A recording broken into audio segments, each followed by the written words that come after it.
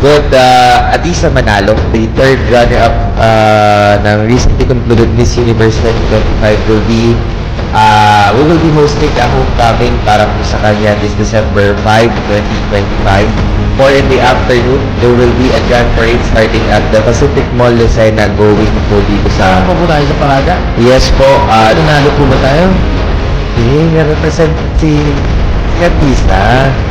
And ito po yung pinakaabangan ng ating po mga kalalawigan. So tomorrow, together with the Provincial Tourism Office, we will be finalizing the details of the homecoming. But again, the presence of all the members of the Sangguniang Panlalawigan is highly appreciated because parte po ng homecoming po natin yung po pag-award ng provincial resolution ng Sangguniang Panlalawigan sa pagkapanalo po ni Atisa Manalo. It will be conducted on the third floor of our convention center. So after po ng parade, magkakaroon po ng isang intimate dinner with all the officials. Ibigay yung...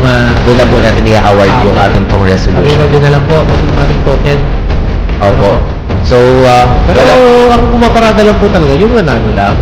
Kung hindi ka naman nanalo, bakit pumaparada? show of support. Yeah. Hindi ka naman kasali. Umambag lang. Sige, joke lang po. Ano po suot? Ano po tayo, wala pong specific dress code, but knowing her, baka magsuot ng gown, so it's good for us na maging smart casual lang.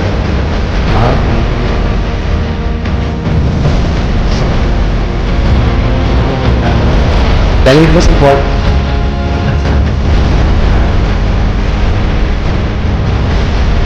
Okay po, yun lang.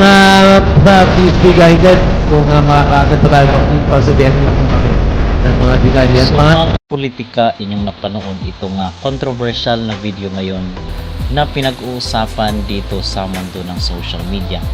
Itong homecoming parade di umano ni Atisa Manalo dito sa kanyang probinsya sa Quezon Province. Kasi kung inyong matatandaan nung manalo itong si Atisa sa MUPH or Miss Universe Philippines 2025 is nagkaroon rin siya ng issue dahil hindi siya naimbitahan ng kailang probinsya para sa taunang festival doon ng pagdiriwang ng Nyugyugan.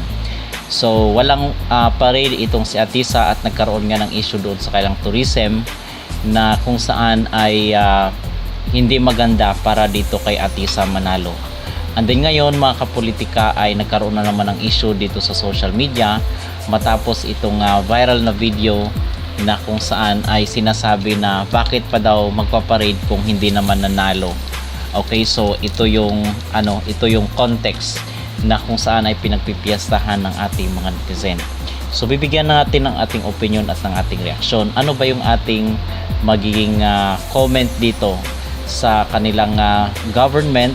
I believe taga Candelaria, Quezon itong si Atisa kasi until now is tinitingnan pa rin nila yung political alignment kasi nga supposed to be is tumakbong councilor itong si Atisa doon sa kailang lugar and then hindi naman natuloy pero tinitingnan pa daw nila kung ano yung political color ni Atisa hanggang ngayon kung kaya nagkaka-issue dito sa kanyang mga parade na supposed to be dati ay proud naman yung kanyang probinsya.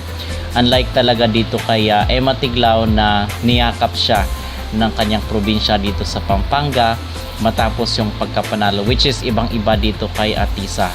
So dahil dito sa pinag-uusapan na video sa social media ay agad na nakagain ng simpatya itong si Atisa. Bakit parang pinagkakait pa sa kanya yung kanyang karapatan na bigyan siya ng isang pasabog na homecoming doon sa kailang lugar. Gayong isa itong karangalan na mula sa kailang lugar ang naging third runner-up sa Miss Universe 2025. Meron rin mang nagko-comment na wala naman daw mali doon sa sinabi kasi gusto lang daw bigyan ng spotlight itong si Atisa. So kumbaga, bakit pa daw sasama doon sa parade yung mga hindi naman nanalo? Okay, pero kasi ang negative side doon is nagsabi siya na joke lang daw yon. Yung kanyang pagtanong kung nanalo ba daw itong si Atisa kasi I believe na yung nag-question doon is yung si Alcala, itong vice governor ng kailang probinsya. So nakakadismaya at nakaka-disappoint kasi dalawang beses na itong ganito yung treatment at yung pagtanggap kay Atisa Manalo. So kung maybe merong ibang mga probinsya na kakalipatan itong si Atisa much better kung yun ang maging second home niya Instead, itong Quezon Province kasi parang napaka-ungrateful ng kanilang mga politiko dito sa lugar na ito. So katulad dito kay Chelsea Fernandez, I believe na Eastern Visayas yung kanyang represent last year, and then ngayon is lumipat siya dito sa Sultan Kudarat. So merong ganun na option na lilipat sa ibang probinsya na mas welcome itong si Atisa Manalo at hindi siya ipapahiya, hindi siya ipagkakaila at feeling na hindi siya accepted, hindi siya belong doon sa lugar na yon. So pwedeng ganun or else kasi dito naman naglalagay na itong si Atisa sa Manila, dito na lang yung kanyang ituring na second home instead yung kanilang probinsya sa sa Quezon Province. Pero pwede pa rin namang pauwi-uwi itong si Atisa doon sa Quezon kasi malapit lang naman yan.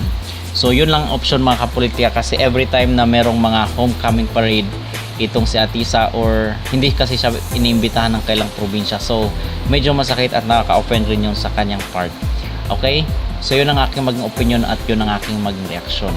So mga kapolitika, ano po ang inyong masasabi dito sa nag-viral na video na ang sabi ng ibang mga netizen ay tinutukoy lang daw nung nagtanong na hindi daw dapat maagawan ng spotlight si Atisa, kung homecoming parade ni Atisa ay dapat siya lang yung nanalo lang daw ang mag-homecoming parade.